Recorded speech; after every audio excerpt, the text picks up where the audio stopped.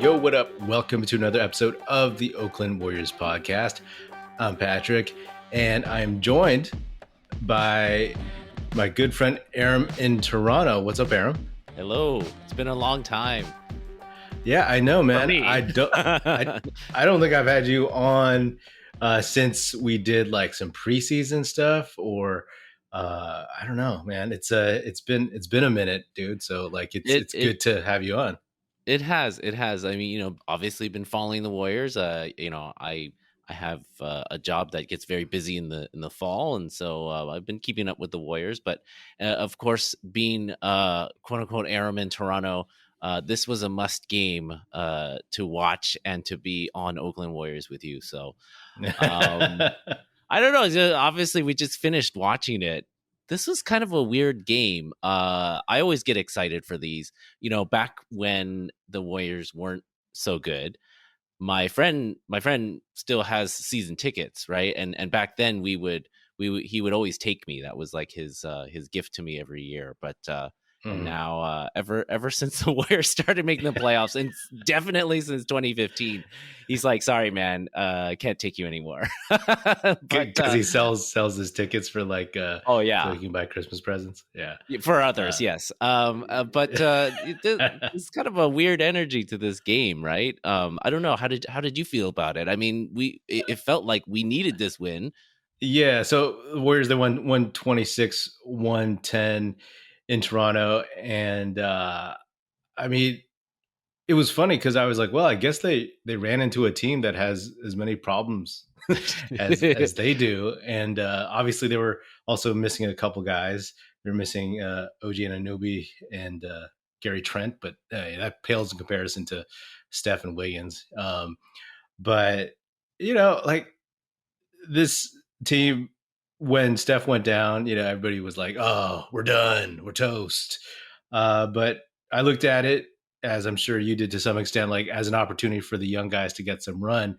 But then also just for the vets who haven't been like 100% there and focused. Like Steph is kind of like, whatever metaphor, it's like a security blanket, a fail safe, training wheels, whatever you want to call it. And I think obviously it's just one game, and you don't want to overreact to one game, but like, okay, cool. They remembered how to win without Steph. And it's different, of course, from the Sixers game, because at least in this one, the argument of best player on the court, not that always decides a game, but like that was going to heavily weigh in the Sixers game no matter what, you know what I mean? And in this one, it was more of an even playing field. And I just thought that the lack of, I guess not lack, but like the reduction of physicality from the Raptors was helpful after playing the Bucks and the Sixers. And obviously that helped Poole. He made some shots. They didn't call him for carries.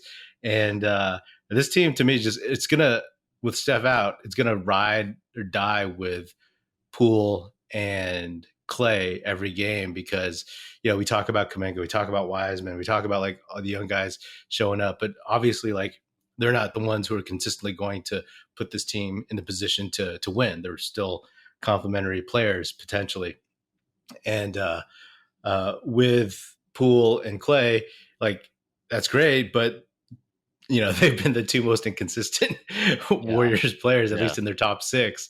So this was good. They needed this one.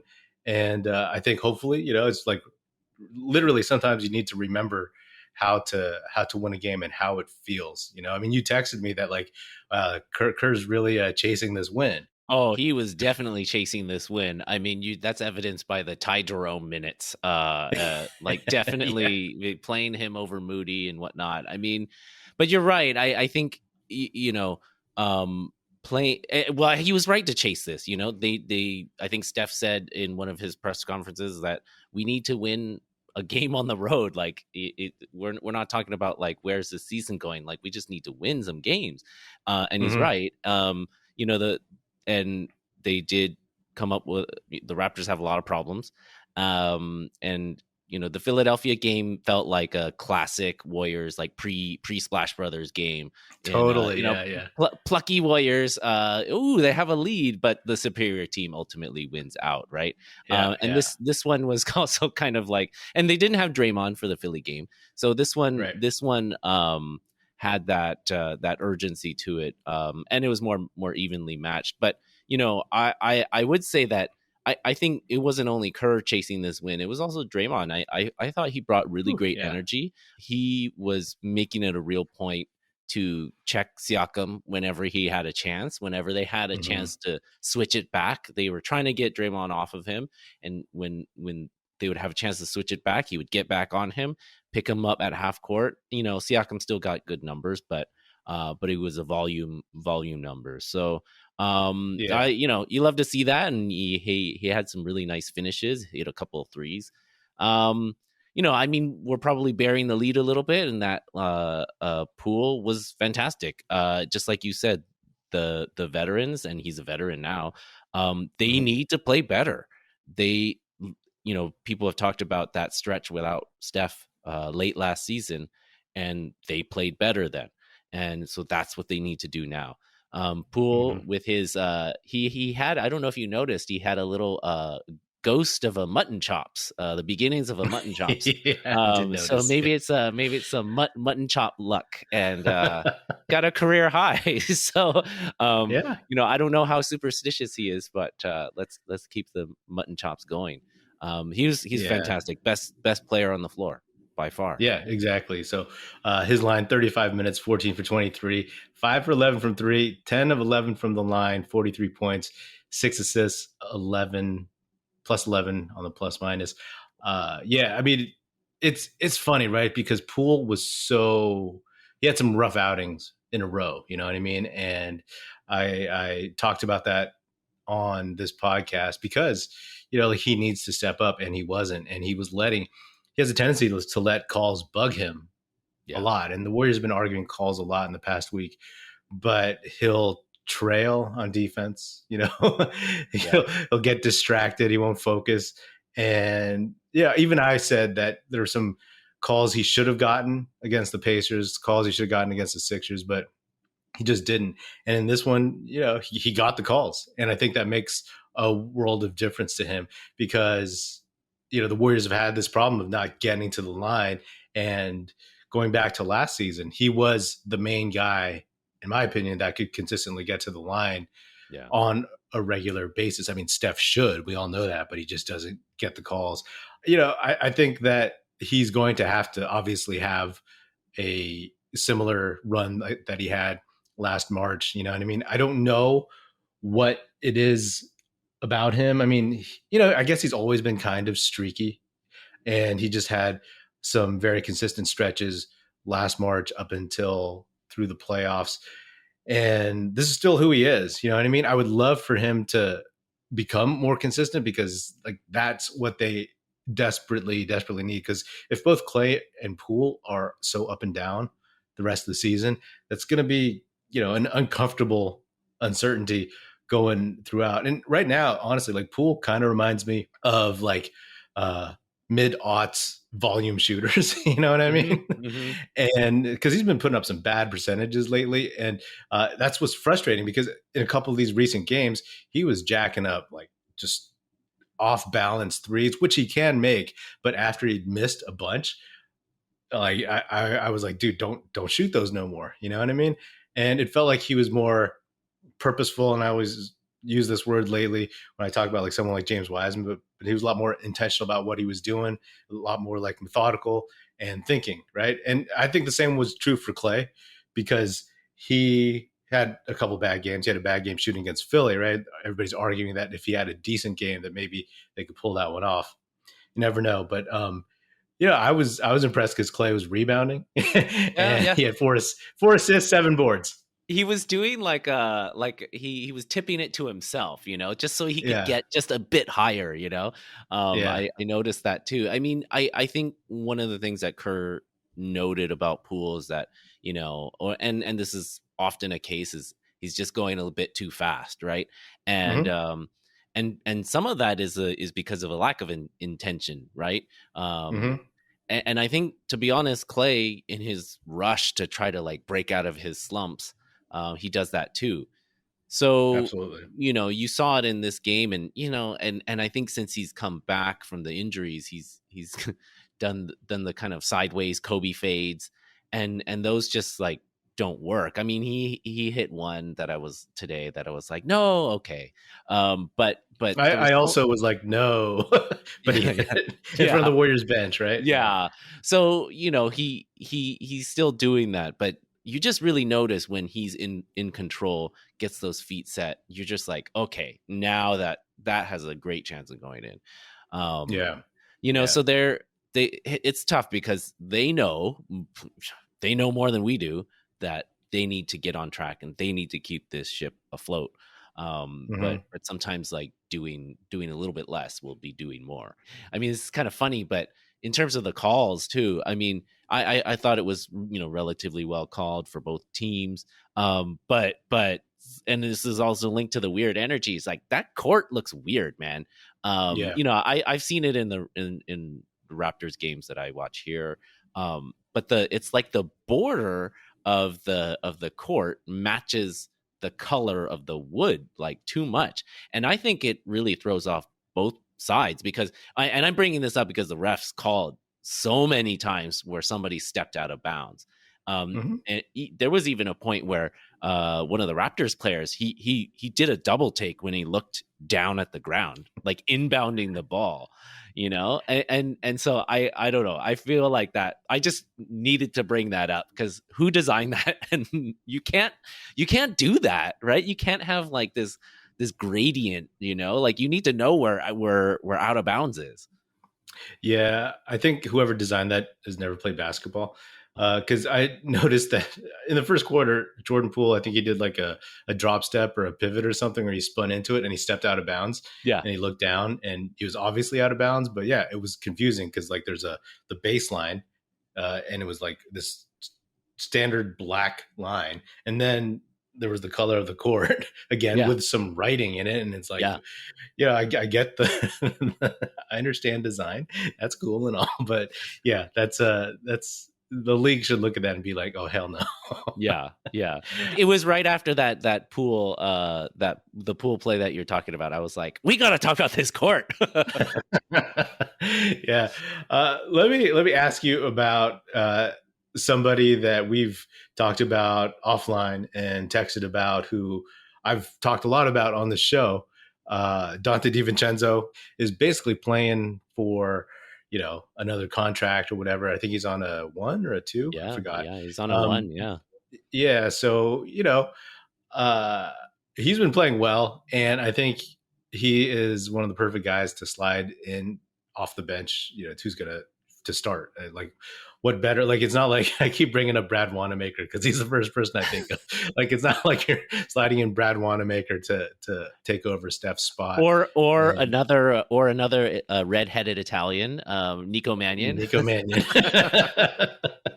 Yeah, but I mean, like I bring him up because until recently, you really like loathed. You would text me, it's like, I hate Donte DiVincenzo, and I was like, why? He's good. Like he has such a good pedigree, and as long as he's healthy, he can play both guard spots. And my whole thing, as we talked about over the summer, was that like he may not be the crazy athletic dude that Gary Payton was. He may not have like the wingspan, but he sure as heck knows how to play defense and is willing to play annoying point of attack defense, and is a surprisingly good rebounder. He gets in there and he actually can.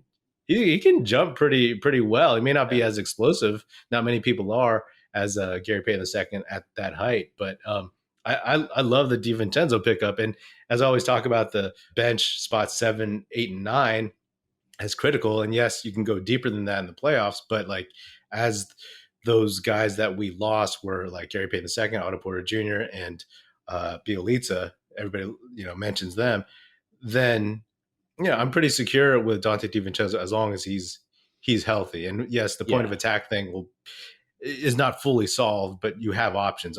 Kuminga is doing some of that.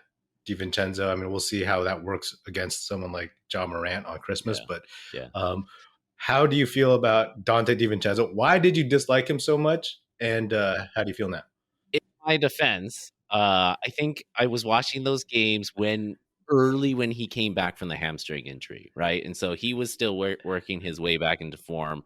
He wasn't himself either. So, and neither was I. So, but no, I mean, I think one of the things, like, I know he's not a shooter, but I would see the shot and it's like, that's not going in, that's not going in, that's not going in, and despite him, hitting whatever 5 threes against Philly, he got some home cooking, some Philly home cooking. Um, Mm-hmm. uh, I'm still not confident in the shot, but yeah, the rest of the game, I understand his game now. Yeah. I see all the little things that he does, the things he'll do on switches, or he's aware of where he needs to be. He'll set a pick for somebody to free up a shooter, right? So in a way, he's not so much Gary Payton. He's a little bit more like Andre, right? Mm-hmm. Um, Mm-hmm. not as big, not as savvy on defense, but does those kind of little winning things. So I'm back on board. I retracted my statement to you offline. So, but Yeah. it raises another good point in terms of, I think we're all, as Warriors fans, pining for those bench veterans from last year. And um I wanted to kind of put this out there for you, because a lot of people, it's like, oh, okay, the analog for Gary Payton is, or the person who replaced him was Donte DiVincenzo. So Otto Porter Jr., the person who replaced him, is JaMychal Green. So in light of the holidays, and I'm going to give you like a It's a Wonderful Life kind of question, would the Warriors be better off without JaMychal Green? I'm not saying like if he was never born. I'm just saying if he was on another team. Let's not take it that far. He seems like a good dude, but like what is he given this team, and what is he taking away in terms of other people's opportunities?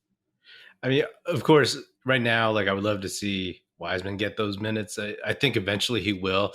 As we talked about, Kerr was chasing this one, and so we didn't see much Kuminga. We didn't see much Wiseman until garbage time and whatnot. And I've talked recently that actually after the Celtics game, JaMychal Green was the only guy of the main, rotation that I had big questions about, because there had been nothing he'd done this season to show me like, okay, this guy can like pop off the screen. He's he is who he is. He can be solid on some teams, but he just wasn't giving like that thing. I was like, oh man, I can't really see this guy coming through big or in the clutch in the postseason. You know what I mean? Like uh, Otto Porter Jr.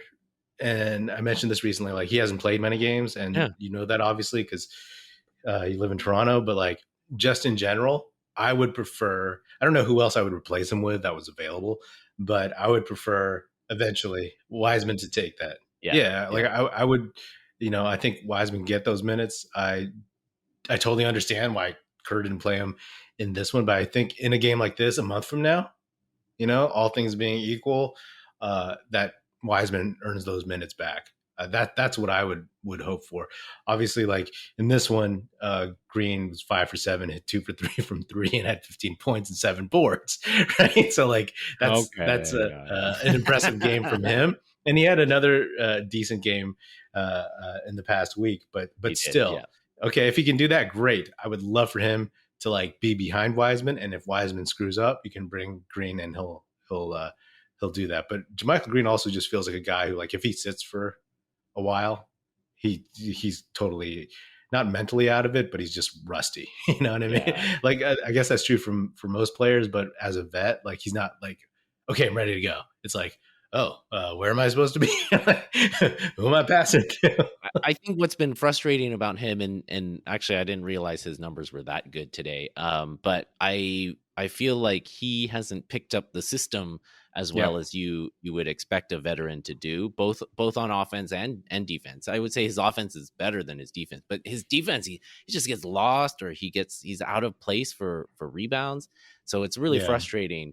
despite the good numbers tonight. And so, I'm sure the hope at the beginning of the season was that, oh yeah, that he would be the emergency big and it would be Wiseman Mhm. coming off the bench or whatever. And we haven't gotten there yet. And so, and I had my doubts about, somebody like Bielitsa, and he ended up locking up Tatum in the finals. So, there's Yeah. that's the ceiling. That's the goal to reach for. Yeah, I mean, sure, I'd love to have Bielitsa, but I love everyone who talks about Bielitsa as if like he was so important to them last season. I just remember everybody, including like us to some extent, Oh like being yeah. like, "Oh man, he's terrible." And remember, he wasn't playing like half the season because Kerr was like, "Oh, or people were Not a saying, good "Oh, matchup. Kerr, he Yeah. can't play Kerr's offense," and he can't play defense, and blah blah blah. So, when I look at JaMychal Green, he hasn't shown me anything where it's like, "Oh, this guy's got it," and you know I look at DiVincenzo, and that's another thing. Not only is he healthy, but he's picking up the offense, the defense, the systems, and getting chemistry with his teammates. And I don't necessarily see that with JaMychal Green. I don't even think he's that good of a passer, too. And that's something No. that when you look at Otto Porter Jr., even though they play different positions, they're similar sizes. And I think Otto Porter Jr. obviously he plays smaller better than JaMychal Green, who is basically a power forward center rather than a power forward, small forward. So that passing is something that they miss when he gets inserted. Let me ask you about, okay, because we were texting about this, man, and it's like the lineup of, okay, we were seeing Ty Jerome and Anthony Lamb in the first quarter, end of first quarter and end of third quarter. And I got to say, man, like I wrote down, like, I think I text you, I hate this lineup. Yeah.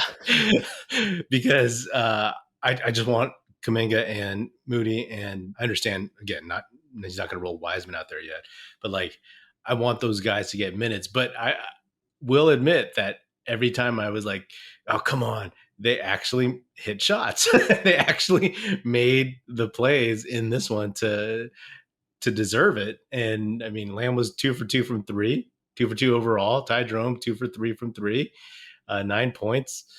Lamb was 6 points.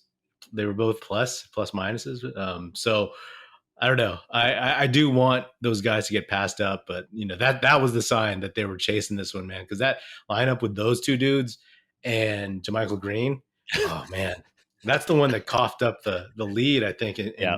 Yeah. in Philly. What's your vibe on that? Because I was like closing my eyes, but then I was like, oh, they actually held the lead in this one. And to me, that's the difference between a team like the Raptors and the Sixers, right? Because like Yeah.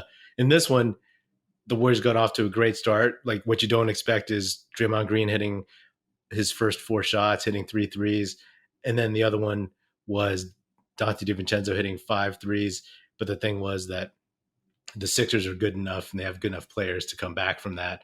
And in this one, the Raptors just are not, you know what I mean? So anyway, what's your take on Lamb and Ty Jerome? Because Ty Jerome, you were high on him in the preseason when he got into Yeah, camp. as a 15th man, I mean, that was like, oh, I wasn't expecting minutes. I was like, oh, he's a emergency guy, not a rotation guy. Yeah. They so fit the Kerr type, right? Like the kind of fringe guys who, I Like the guess guys that were, he sees himself in, right? Like those that yeah, his line about that. Yeah. the always ready, but it's like actually they get consistent minutes, so they're not the always ready people. It's confounding. I think for this one, I just don't understand. However few minutes Kuminga played, he played 5 minutes, right? And like Mm-hmm. this is a good matchup for him. I think he took a Yeah. like he took a like a kind of a stinker of a shot, but it was late in the shot clock, and it was just like, okay, well, that's not enough reason to take him out. I mean, I don't get that one, especially to the point where he had a nice run of minutes, where even Steph said, oh, he's somebody you can trust, right? And like, Yeah. so why is he only playing 5 minutes? This is not a game where, unless he was banged up or something like that. He didn't have great numbers in Philly, but I thought he competed really well. So it's like, Mm-hmm. what did he do? Yeah. Did he show up to, the walkthrough late, or I don't know. I'm curious to see what happens, because he needs to get, that guy needs to get minutes. And we can talk about like, oh, blah blah blah, progress is not linear. It's like, but you need to try, right? And you need to Mm-hmm. give some consistency. So it bugs me. It bugs me. Yeah, Kerr has all the rings and whatever. Mm-hmm. But it's frustrating for fans, because we want to see him. Yeah. And, he played 5 minutes, 1 for 4. I remember 2 mid rangers that were not good. That, I've talked about how recently, like when he gets his first touch on offense, I said, watch for that, because he always moves it now, like instinctually. And I feel like maybe not first touch in offense, but early on, he would get some shots. And maybe that's it. Maybe he has a short leash. Maybe Kerr was like, okay, no. And I'm not making excuses. Trust me. Like, I obviously wanted to see Kuminga out there, and I think he plays just as good as uh, Anthony Lamb in this one, and Ty Jerome or whatever. Mm-hmm. So that definitely bugs me. Like, I was pleasantly surprised by Lamb and Jerome, but I wasn't like, yeah. I was more like, okay. Yeah, I'll But take it, but I don't want it. Yeah. yeah, exactly. And with Kuminga, like obviously, we talk about this all the time. The thing I always circle is I want to see his minutes against Scottie Barnes, but those never came to fruition. He guarded Pascal Siakam in a bunch of minutes, and that was fine. But like, I was like, oh man, like that's what I live for, the Yeah. 2021 draft matchup between the guy that we really wanted and the guy that we wanted. And also Scottie Barnes is scuffling a little bit this year too, and there's weird vibes on the Yeah, what's Raptors, his and deal? I've read that recently. I've heard that. I don't think anybody can really put their finger on it. But overall, it's just kind of like they don't have shooting. Yeah, They have a whole bunch of dudes like the same size, and that's cool. But you know, maybe they're that that as a strategy has kind of worn out, and people know how yeah, to yeah, attack them. And they were missing a lot of rotation people, but you saw once like Malachi Flynn was in there and hitting some shots, it's like, oh, like that would make a big difference for that team. So, yeah. but Let me ask you. I think this is something that I will always ask every Toronto Raptors Warriors matchup. Every time you're on here is to see if it ever changes. Right now, Kuminga, Barnes, who would you take? for the Warriors, Yeah, God. Obviously after last year, you'd be like Barnes, Barnes, Barnes. Um, I probably would still take him. I think the basketball feel is there, even though Kuminga's is not bad. I think there's kind of more upside, but the gap has shrunk, I think. more upside to Barnes. Yeah, I think so. Mhm. Like in terms Yeah, of an uh all round game, like if you were gonna say like, hey, we need somebody to replace Draymond, like that would be a dude to do it, right? hmm Um, but I think that gap has narrowed for yeah, sure. Like just seeing some of the things that Kaminga's done, and not even the high scoring games or anything like that. It's just like that he's picking up the little things. yeah, um yeah, I think that's been really impressive, and that's why we want Kerr to play him. Right, that's why we want to yeah, see him reach that potential. Like, I don't get it. So yeah. And Moody, Wiseman, I get it, but come on, man. with Kuminga, one thing, I didn't do an episode after the Sixers game because I was a little under the weather. But with Kuminga, the one thing you love to see is like a there were minutes with him and Wiseman. I was like, oh my gosh, these again. Like we've always talked about those minutes since draft day 2021. And I remember you said something like, it's gonna be lob city and ugly and like turnover city. But there was a pass where I think Wiseman got the rebound and tried to hit Kuminga on the outlet and just threw it way ahead of him. And Wiseman kind of put his head down. But then, Kuminga showed some leadership. He tried to give him a thumbs up and tried to, like, he slapped him on the back and was trying to tell him, no, keep doing that or whatever. I can't read lips, but you assume it's encouragement. And I personally love seeing that because he started talking a lot last season when he got some minutes, right? And in summer league, and calling out stuff. And I think just showing that shows, one, like, he's obviously cocky, but I mean that doesn't show his cockiness, but we know that he's cocky and confident. But this shows that he cares and that he's competitive. And not that I needed to see that, but like all this chatter from whatever Stephen A. Smith or whomever else over the summer that he doesn't work hard and all this jazz, like that, I've never questioned that, but like that's just a good sign. And I've talked recently about how Kuminga has graduated from, like, things just clicked with him, right? He's not thinking the game, he's reacting to the game. And that's what you need in something like this. And so I also agree that right now Barnes would probably be like a better fit, fail safe. Like he would definitely give you more consistent points, more consistent passing, all that jazz. But I think eventually it will get really close. I mean, look how far it's come since beginning of the season. Game one, I guess game three was when Kuminga started riding the pine and whatnot, and getting into it. So, they have different games, obviously, like the point forward stuff that Kuminga does, or he's eventually hopefully going to do. He's not super good at yet, but Barnes is that, right? He's like Draymond in that respect, as everyone says. But I love Kuminga, and it's frustrating not to see him out there, because especially, man, like against these young, long, athletic teams where it's like we don't have anybody like that with Wiggins out and with Wiseman not ready, and it's like Kuminga's our guy. So put him out there and see what he can do. But Kerr played it safe. He wanted this win, and I have a feeling that, like, because in the Sixers game, like they blew that lead in the first quarter, and then if they'd blown it again, I think we would have seen more Kuminga. He's like, okay, these guys are Lamb and Ty Jerome are making mistakes. I don't know what it is about Ty Jerome, man. I text you about this. It's like whenever he's in street clothes, he looks like he's dressed like a kindergartner. Like, he got the something pajamas on. Yeah, and maybe it's like the messy hair. It's just like, and the funny, like really kind of awkward jump shot. It looks like his setup on his shot. I was watching him shoot the free throws. There's like this weird like twitch in it. It's super weird. It was annoying me. Look. I mean, he sometimes he plays well, and some, like tonight he contributes to winning basketball and all those kinds of things. But you don't always have to like it. It's like again, I will go back to the preseason prediction. I did call it, but as a 15th man, not the 9th man.